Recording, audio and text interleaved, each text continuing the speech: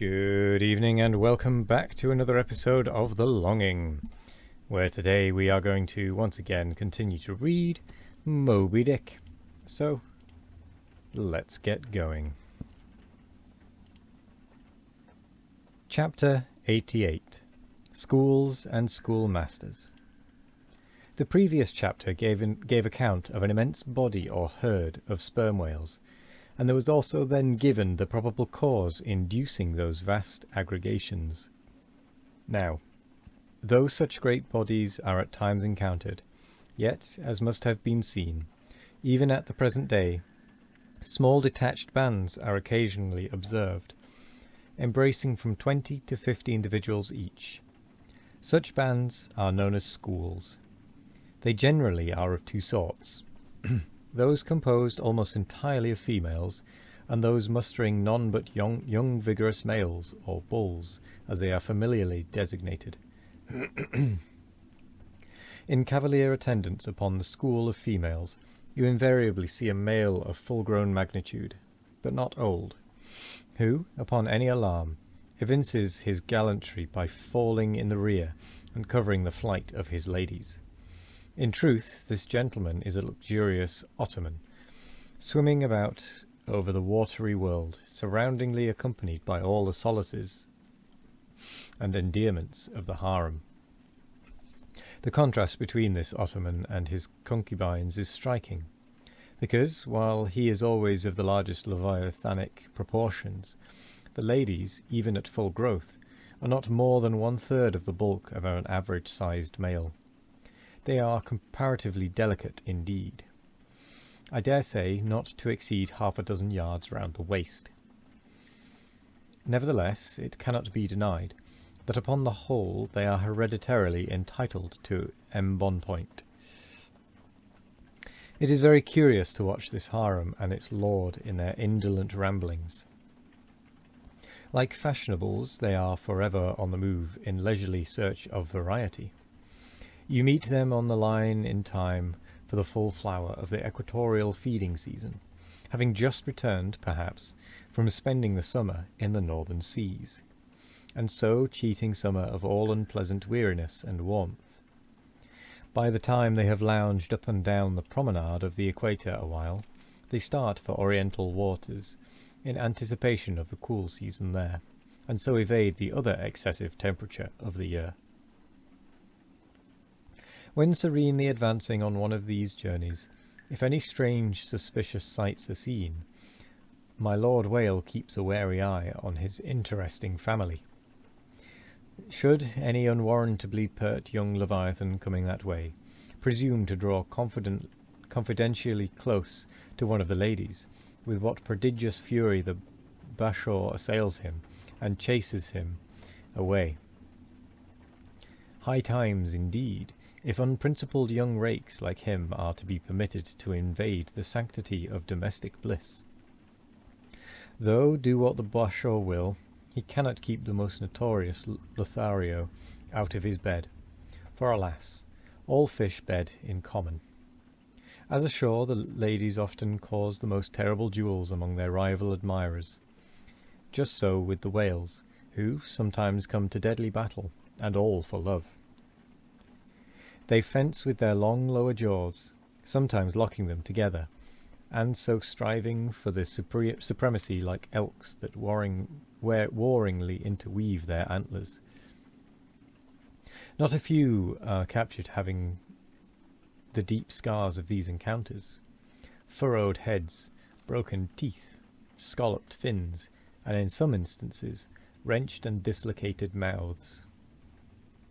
But supposing the invader of domestic bliss to betake himself away at the first rush of the harem's lord, then is it very diverting to watch that lord. Gently he insinuates his vast bulk among them again and revels there a while, still in tantalizing vicinity to young Lothario, like pious Solomon devoutly worshipping among his 1,000 concubines. Granting other whales to be in sight, the fishermen will seldom give chase to one of these Grand Turks, for these Grand Turks are too lavish of their strength, and hence their unctuousness is small. As for the sons and the daughters they beget, why, those sons and daughters must take care of themselves, at least with only the maternal help. For like certain other omnivorous roving lovers that might be named, my Lord Whale has no taste for the nursery, however much for the bower. And so, being a great traveller, he leaves his anonymous babies all over the world. Every baby an exotic. In good time, nevertheless, as the ardour of youth declines, as years and dumps increase, as reflection lends her solemn pauses, in short, as a general lassitude overtakes the sated Turk, then a love of ease and virtue supplants the love for maidens. Our Ottoman enters upon the impotent, repentant, admonitory stage of life. Forswears, disbands the harem, and grown to an exemplary, sulky old soul, goes about all alone among the meridians and parallels, saying his prayers, and warning each young Leviathan from his amorous errors. Now, as the harem of Wales is called by the fishermen a school, so is the lord and master of that school technically known as the schoolmaster. It is therefore not in strict character, however admirably satirical, that after going to school himself, he should then go abroad in calculating not what he learned there, but the folly of it. His title, schoolmaster, would very naturally seem derived from the name bestowed upon the harem itself, but some have surmised that the man who first thus entitled this sort of Ottoman whale must have read the memoirs of Vidocq, and informed himself what sort of country schoolmaster that famous Frenchman was in his younger days, and what was the nature of those occult lessons he inculcated into some of his pupils. The same secludedness and isolation to which the schoolmaster whale betakes himself in his advancing years is true of all aged sperm whales. Almost universally a lone whale, as a solitary leviathan is called, proves an ancient one. Like venerable moss-bearded Daniel Boone, he will have no one near him but nature herself, and her he takes to wife in the wilderness of waters, and the best of wives she is, though she keeps so many moody secrets. The schools composing none but young and vigorous males, previously mentioned, offer a strong contrast to the harem schools, for while those female whales are characteristically timid, the young males, or 40-barrel bulls as they call them, are by far the most pugnacious of all leviathans, and proverbially the most dangerous to encounter, excepting those wondrous grey-headed, grizzled whales sometimes met, and these will fight you like grim fiends, exasperated by a penal gout. The 40-barrel bulls schools are larger than the harem schools.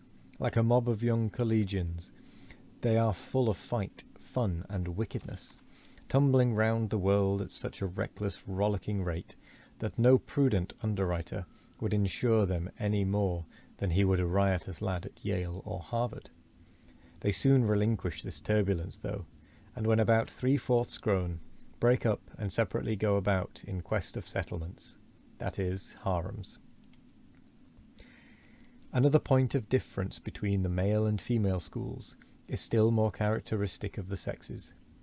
Say you strike a 40-barrel bull, poor devil, all his comrades quit him, but strike a member of the harem school, and her companions swim round her with every token of concern, sometimes lingering so near her and so long as themselves to fall a prey. Well, with that, we're going to end the episode there. Well, we're pretty much going to end the episode there, to be fair, because we are just shy of 10 minutes. We should be able to prolong this and make it 10 minutes, I have no doubt. But that is all well and good. I am going to say thank you very much for joining me today. I hope you all have a wonderful morning, evening, afternoon or night, no matter what time of day it is.